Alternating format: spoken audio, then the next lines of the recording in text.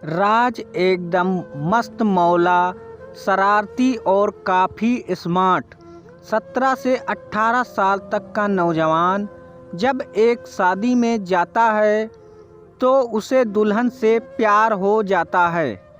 और हो भी क्यों ना, वो नई नवेली 19 साल की दुल्हन केवल शादी के जोड़े में ही नहीं बल्कि असल में दुल्हन थी।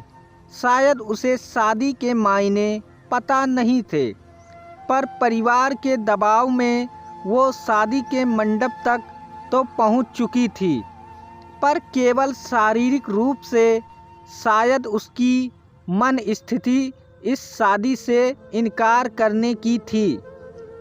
जयमाल का माहौल था। दूल्हे के चेहरे से कैमरे के लाइट्स रिफ्लेक्ट कर रहे थे और वही दुल्हन के चेहरे के भाव जैसे भोर की कली जब शाम तक मुरझा जाती है, उस तरह के प्रतीत हो रहे थे।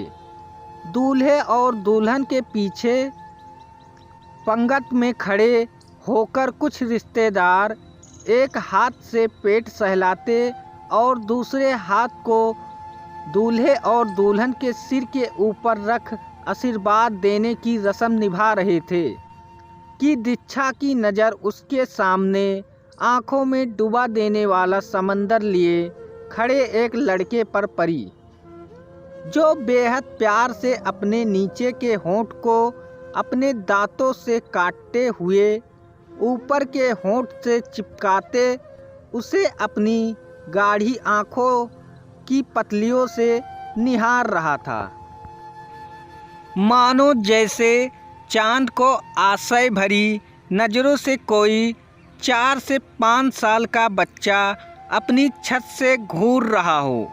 दीक्षा को असहज पाते ही राज एकाएक अपनी नज़रों का ढलान अपने शर्ट के तीसरी बटन की ओर पाया।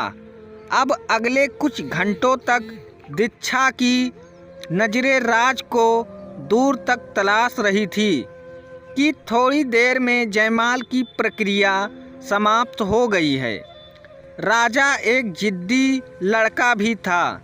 ये बात तब सिद्ध हो जाती है जब दीक्षा कमरे में कुछ मिनटों के लिए अकेली थी।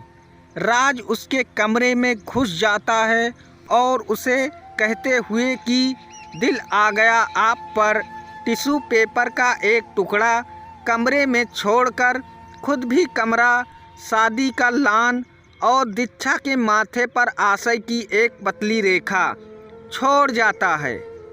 कुछ दिनों बाद जब दीक्षा अपने ससुराल में ठीक तरीके से खुद को सम्मिलित कर लेती है तो उसके जहन में राज का ख्याल आता है। अगली पार्ट देखने के लिए चैनल को सब्सक्राइब ज़रूर करें।